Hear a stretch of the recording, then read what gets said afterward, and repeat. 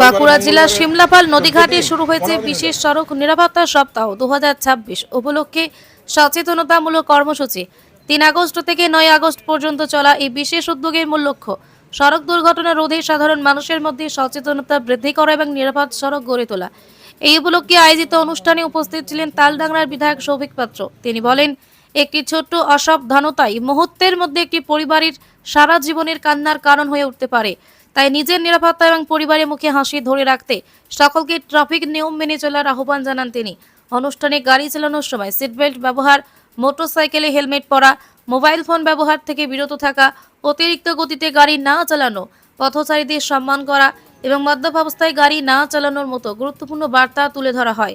শুধু তাই নয়, সাধারণ মানুষের স্বাস্থ্যের কোনো কথা মাথায় রেখে এদিন আয়োজন করা হয় বিনামূল্যে চক্ষু পরীক্ষা শিবিরের।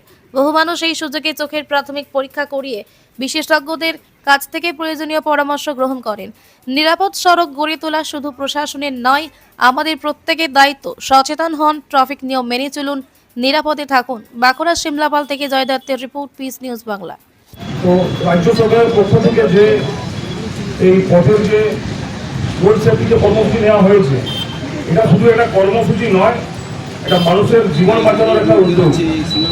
1 সপ্তাহ ধরে এই কর্মসূচি চলবে। তো আজকে যে এই কর্মসূচিতে চক্ষু পরীক্ষার যে ব্যবস্থা করা হয়েছে, কারণ এই চক্ষু পরীক্ষা একটা অত্যন্ত গুরুত্বপূর্ণ বিষয় আছে। কারণ অনেকেই যারা গাড়ি চালান আপনারা বুঝতে পারবেন না যে আপনার কোনো প্রবলেম আছে, কিন্তু যখন আপনি গাড়ি চালাবেন সমস্যায় পড়বেন। সেই জন্য এখানে আপনাদের চক্ষু চিকিৎসা করা হচ্ছে। তাছাড়াও আপনারা দেখে থাকবেন যে এই পথ দুর্ঘটনার কারণে প্রতিদিন অসংখ্য মানুষের প্রাণ যায়।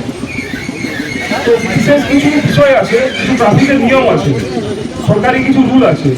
এই রুলগুলো যদি আমরা ঠিকঠাকভাবে মেনে চলি তো আমরা সহজেই দুর্ঘটনাগুলো এড়ানো যাবে আমি মনে করি। যেমন আপনি যদি বাইক চালান, আপনার যে বাইকের যে স্পিড লিমিট আছে সেই স্পিড লিমিট আপনি মেনটেন করুন, আপনি হেলমেট পরুন। শুধুমাত্র ফাইন থেকে বাঁচার জন্য নয়, পুলিশ রাস্তায় দাঁড়িয়ে যে ফাইন দেয় আপনি ভাবছেন যে আপনার ফাইনের জন্য দিচ্ছে, সেটা নয়, ওটা আপনার জীবন বাঁচানোর জন্য। আপনি যদি হেলমেট পরেন, যাই হোক অন্তত আপনার জীবনটা বাঁচবে। 80% ক্ষেত্রে দেখা গেছে হেলমেটের জন্য অনেক অ্যাক্সিডেন্ট থেকে তাদের জীবনটা রক্ষা হয়েছে। তাই আমি মনে করি যে যারা বাইক চালান তাদের হেলমেট পরা খুব জরুরি।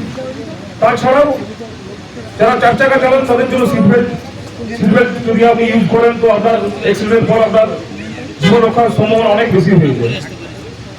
তাছাড়া ট্রাফিক যে রুল আছে, আপনার স্পিড লিমিট, যেখানে ক্রসিং আছে, ক্রসিং লাইট, সিগন্যাল, এইসবগুলো কিন্তু আপনাদের মেনে চলা উচিত। এইসব যদি জিনিস আপনারা দেখে চলেন বা ট্রাফিকের নিয়ম মেনে চলেন তো আপনারও তো জীবন বাঁচবে, তার সাথে রাস্তায় যারা আছেন তাদেরও জীবন বাঁচবে। আপনি যখন গাড়ি চালাবেন আপনাকে সবসময় ভাবতে হবে বাড়িতে আপনার ফ্যামিলি আছে, আপনার ছেলে আছে, আপনার স্ত্রী আছে, মা আছে, সবাই কিন্তু আপনার জন্য অপেক্ষা করে আছে। এমন নয় যে আমি আজকে বাইক চালিয়ে স্পিডে চালিয়ে আমি কোনো ইয়ে হয়ে যাবো। আমি দেখেছি শিমলাপালেও দেখেছি কিছু ছেলেকে রাস্তায় এমনভাবে বাইক চালায় যখন তাদের বিশাল বড় কোনো কাজ আকাশ উঠে যাবে। তো আমি আইসি সাহেবকে অনুরোধ করবো এইসব বিষয়গুলোর জন্য একটু ভালোভাবে নজর দেওয়া হয়। রাফ ড্রাইভিং একদমই চলবে না শিমলাপালে। আমি চাই না কোথাও বেঘরে কেউ পান না। তো সবাইকে আমি কোটি কথা বলে আমার এই বক্তব্য শেষ করছি।